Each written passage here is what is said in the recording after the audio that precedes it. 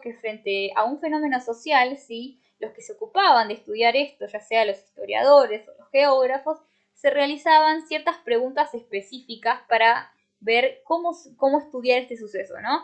Por ejemplo, y las preguntas tenían que ver con qué pasó, cuándo sucedió, por qué pasó, quiénes están involucrados, qué consecuencias tendrá, ¿sí? Podemos pensar que un fenómeno social sería, de alguna manera, el coronavirus que vivimos actualmente, ¿sí? Entonces, podríamos preguntarnos, ¿qué fue lo que pasó con el coronavirus? ¿Qué es lo que está sucediendo?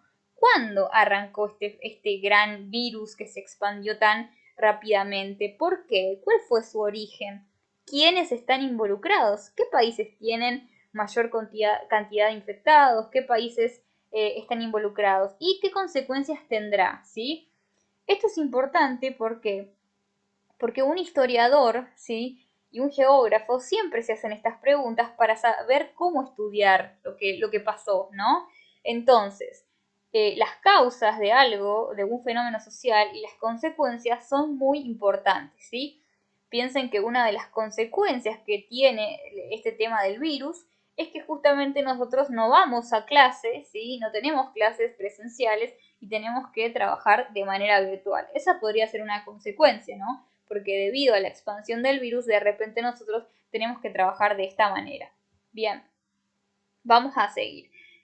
Justamente un continente es una gran masa de tierra. Fíjense que lo pongo acá y les doy un ejemplo, ¿sí? Este es el continente americano, que es donde nosotros vivimos al sur, ahí se ve nuestro país, al sur del continente americano, y compartimos este continente con otros países, como por ejemplo los que menciono acá, Estados Unidos, ¿sí?, Colombia, Chile, Paraguay, Bolivia, y les pregunto si ustedes conocen alguno de ellos, que seguramente los habrán escuchado nombrar en algún momento, ¿sí? Bueno, entonces, un continente es una gran masa de tierra.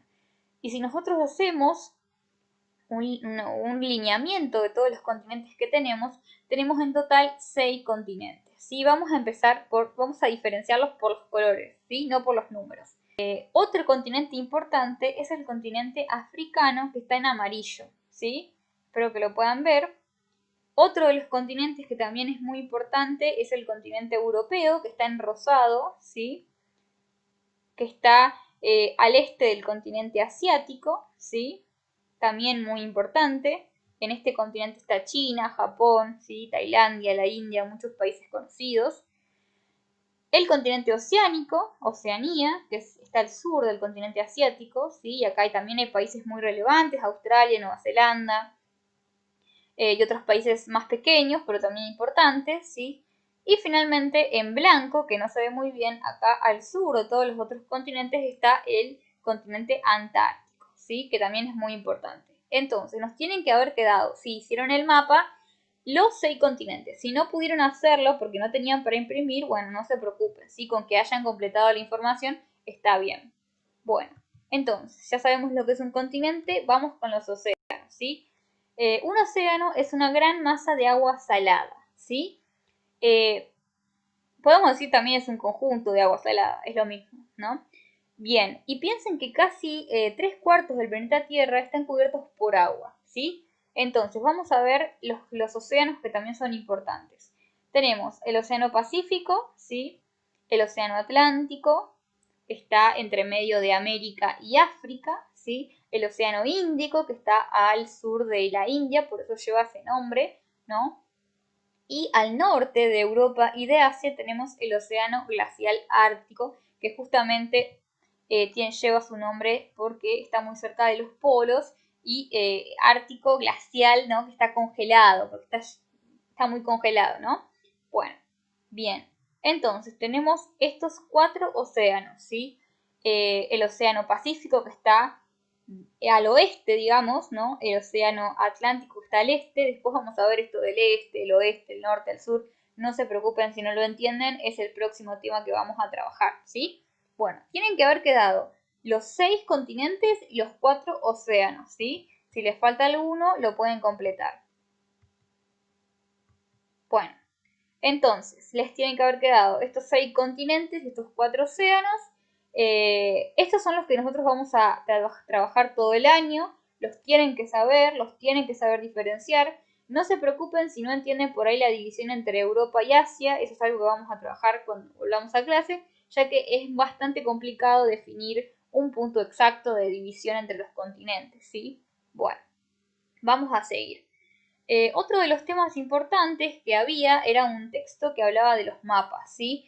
Yo les había hecho una pregunta puntualmente que hablaba sobre qué eran los mapas, para qué servían, ¿sí?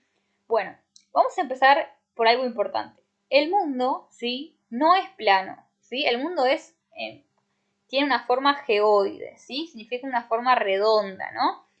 Y obviamente es mucho más fácil estudiar el mundo de esta manera, pero pensemos que si nosotros queremos estudiar o queremos trabajar, no sé, los países, es difícil, si tuviéramos que trabajar así, es difícil conseguir un globo terráqueo, ¿no? Que es lo que representa a la Tierra de mejor manera. Para eso existen los mapas, ¿sí? Bien, fíjense que el mapa, a diferencia de un globo terráqueo, es plano, ¿sí? Entonces, nosotros sabemos que la Tierra es redonda, pero para poder estudiarla mejor y poder analizar el espacio geográfico mejor, se crearon los mapas, que tienen forma plana. Siempre los mapas son planos. Entonces, ¿qué son los mapas? Bueno, el texto ahí explica un poco, pero para concluir, los mapas son representaciones, que significa que representan, planas y reducidas, que son planas, que no son redondas, ¿sí? Y que están reducidas, ¿sí? Que lo que vemos acá, en nosotros que vemos en el mapa, en realidad no es la realidad, ¿sí? Es una representación reducida para que nosotros la podamos estudiar, porque obviamente la Tierra es mucho más grande de lo que nosotros vemos en el mapa, ¿sí? Pero para que la podamos estudiar y podamos trabajar diferentes aspectos, necesitamos estudiarla con un mapa, ¿sí? Bien. También dice que hay diversos tipos de mapas con distinta información. Por ejemplo, acá yo les presento dos. Este que está a la izquierda es un mapa físico, ¿sí? Los mapas físicos se ocupan de hablar o trabajar los relieves, las alturas, la profundidad de las aguas, ¿sí? Y por eso tiene todos estos colores, donde está más oscuro es donde está más alto y generalmente es donde hay cordilleras, donde hay montañas, ¿sí? Que es lo que vamos a ver después. Y donde está más clarito, pareciera que fuera de menos altura y fuera un relieve más bajo, ¿sí? Este es un mapa físico y este que tenemos a la derecha es un mapa político, ¿sí? Porque se ocupa puntualmente de las divisiones políticas, de las divisiones entre países, entre ciudades, ¿sí? Yo les había dejado un videito de Aula 365 en el cual explicaba esta diferencia entre mapa político y mapa físico. Bien, vamos a seguir. Entonces, elementos indispensables de un mapa. Cuando uno estudia un mapa es necesario que tenga diversos elementos para que nosotros lo podamos analizar o estudiar de mejor manera. Primero, ¿sí? Uno de los más importantes sería el título. ¿Sí? Ustedes tienen que saber qué mapa están trabajando. Por ejemplo, si es este, saben que es un mapa físico porque muestra los relieves, ¿no? Un mapa planiferio físico. Y si es este, ustedes saben que es planiferio, pero que no es físico, que es político. Entonces el título tiene mucho que ver con esto. El título es importante. Después, otro elemento muy importante que no podemos olvidar es la rosa de los vientos, ¿sí? La rosa de los vientos, que la voy a ubicar acá, siempre está en una esquina o en el medio del mapa, es una estrella que nos muestra los puntos cardinales, ¿sí? El norte, el sur, el este y el oeste, que va a ser muy importante más adelante para nosotros. Y otra cosa importante es la escala, ¿sí? ¿Por qué? Porque la escala lo que nos muestra es cuántas veces se redujo la realidad para que entrara en este mapa, por ejemplo, que nosotros vemos ahora de la Argentina. ¿Sí? Fíjense que dice, muestra la cantidad de kilómetros representados en un centímetro de papel. Bueno, estos tres elementos son importantes. La simbología también, pero no es tan importante como esos tres, ¿sí? Tanto la escala, la rosa de los vientos, como el título, no pueden faltar nunca, porque si no, nosotros no podemos estudiar ese mapa, ¿sí? Bien. Entonces, para ir finalizando, no quiero aturdirlos tampoco.